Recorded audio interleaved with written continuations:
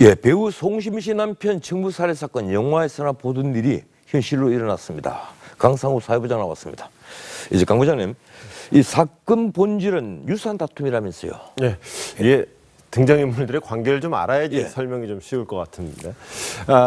광모라는 노인이 한 분이 있습니다. 이분이 언론에는 한 670억대 재산가로 나오는데 사실은 그거는 이제 문제가 되는 그 사문서 위조, 증여계약서 위조건이 그렇고 실제로는 일본의 그 ANA, 아나라고 부르는 항공사를 실제로 소유하고 있고 호텔도 여러 개 갖고 있는 거의 조 단위의 자산가로 알려져 있습니다. 그러면 엄청난 재력가군요. 그렇죠. 이분이 이제 딸도 있고 아들도 있는데 이 아들의 아들, 그러니까 손자가 이번에 그 살인교사 혐의로 오늘 새로 추가 기소된 사람이고 딸의 아들, 그러니까 외손자가 송선미 씨의 남편, 살인 피해자가 되는 겁니다. 그런데 그래도 가족관 아닙니까? 근데 어떻게 살인까지 하게 됐을까요? 올 초에 이제 말씀드린 대로 이 광노인의 아들과 손자 이 두 부자가 그 670억대 국내 부동산 증여계약서를 위조를 했습니다. 위조를 했는데 그거를 이제 광노인이 이건 위조다 그러고 고소를 해요. 근데 그 고소를 이 외손자가 도와줍니다. 그리고 심지어 이 고소가 되니까 수사를 해보니까 이거 혐의 있다 그래가지고 이 두 사람한테 구속영장이 신청까지 됩니다. 물론 이건 받아들여지지 않아서 기각됐습니다만 어쨌거나 이 두 사람의 입장에서는 가뜩이나 지금 돈도 날리게 생겼고 근데 심지어 구속까지 당할 뻔했네? 그럼 이제 외손자가 굉장히 눈에 가시가 됐겠죠. 그래서 살해를 결심하게 된 겁니까? 그때 마침 이제 요 중간에 직접 살인을 한 조모 씨가 등장을 하게 됩니다. 이 아들, 그러니까 손자 곽 씨가 2012년에 일본에서 어학원을 다닌 적이 있는데 그 같이 다닌 사이라고 하고요. 그리고 이 조 씨는 무직에다가 빚도 한 2억 원 정도 있었습니다. 그래서 원래 재력가 집안이라는 거 아니까 친하게 지내고 그러다가 할 일도 없고 하니까 같이 살면서 이런저런 심부름을 해주다가 이제 결국에는 살인에까지 가담하게 됐습니다.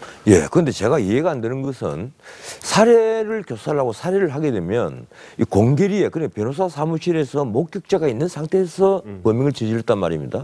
그게 제가 이해가 되지 않습니다. 일단 그 전에 결국 살인까지 가는 과정을 한번 봐야 될 텐데요. 사실은 돈으로 설득을 철저히 하겠습니다. 처음에는 뭐 전과도 없거든요. 거기 조 씨가 전과가 없는 사람입니까? 전과도 없는 사람이니까 살인을 결심하는 게 쉽지가 않았겠죠. 그랬더니 너 돈도 없는 사람이 그러면은 이제 편의점 가서 알바나 좀 하게 생겼다. 그 튕기지 마라. 뭐 이런 식으로 얘기하면서 필리핀 가서 살아라. 20억 원 줄게. 빚 2억 원 따로 갚아주고 그럼 22억 원 줄게. 네가 잡힌 변호사 비용도 대줄게. 가족 걱정하지 마라. 내가 뒷바라지 다 해줄게. 그리고 실제로 현금을 찾아가지고 돈을 보여줬대요. 돈을 보여주면서 돈은 준비돼 있다. 근데 이거 내가 지금 주면은 나중에 의심받을 테니까 나중에 줄게. 이렇게 했더니 이제 결국은 그 살인에 가담을 하게 됐는데 그 아까 말씀하신 것처럼 왜 그럼 공개된 자리에서 했는가? 애시당초에 아까 그 가족도 잠깐만 다시 한번 보실까요?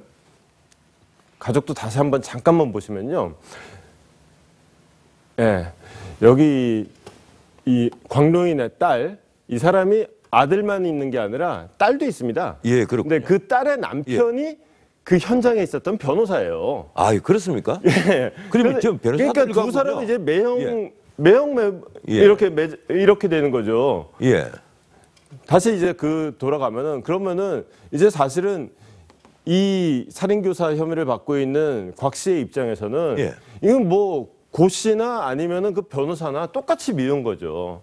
그래서 하는 말이 아까 다시 그 말로 돌아가 볼까요? 그래서 묻으려면 둘 다 묻어야 된다.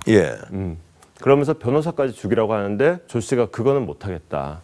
그러면은 변호사 겁먹게 변호사 앞에서 죽여라. 이렇게까지 지시를 공개적으로 했고 그래서 공개된 자리에서 살인을 저지르게 되는 겁니다. 그러니까 변호사는 딸이 낳은 딸의 남편이지 않습니까? 그건 전부 다 일가인데 겁을 먹게 앞에서 죽여라. 검찰이 살해 당시 상황 또 처음부터 공개한 겁니까? 그게 이 사건 현장이 변호사 예. 사무실인데 이 사무실에 CCTV가 있었습니다. 예. 그동안 언론은 공개가 안 됐었는데 검찰은 확보를 했었고, 근데 검찰도 오늘 사건 브리핑을 하면서 영상으로 보여주면 너무 잔인해서 못 보여주겠다. 대신에 이제 사진 몇 장을 보여주면서 사건 정황만 설명하고 이거 보도하면 안 된다 그러면서 사진도 그 자리에서 보여주고 다시 회수를 해갔습니다. 그 설명을 기반으로 해서 지금 제안을 한 건데, 일단 딱 사무실에 들어가가지고 딴 사람들, 변호사 사무실 직원 같은 사람들 다 나가라.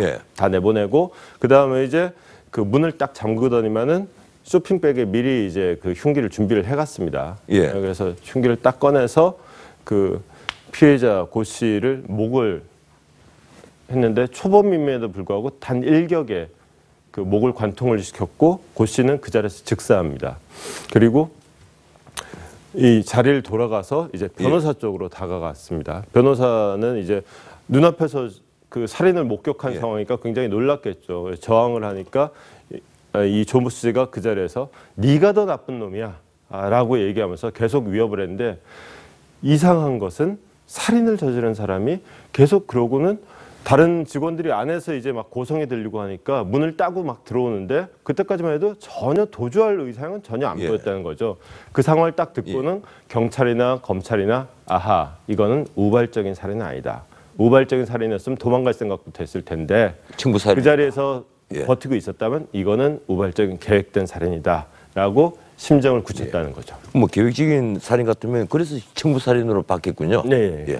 청부살인이라는 사실은 뭐 그 경찰 수사 마무리 단계에서도 그 청부살인 알아봤다는 문자는 나왔었는데 그 당시만 해도 그 곽 씨는 그 농담이었다고 부인을 했어요. 근데 이제 조 씨의 모친이 곽 씨한테 왜 우리 아들 변호사 비용 안 되냐, 빨리 돈 보내라, 이런 문자를 보낸 거예요. 그러면서 계속 돈 안 보낸다고 하니까 엄마가 이제 아들한테 얘기를 했겠죠. 그랬더니 살인을 직접 했던 조 씨도 변심을 한 겁니다. 그래서 사실은 나 살인을 지시받은 게 맞다라고 자백을 한 거죠. 그러니까 결국은 곽 씨가 변호사 비용을 안 준 게 이게 알려진 계기가 됐고, 결론적으로는 살인을 계획한 계기도 돈이었고 청부살인이 드러난 계기도 돈이었다. 이렇게 정리할 수 있겠습니다. 수고했습니다. 지금까지 강상구 사회부장이었습니다.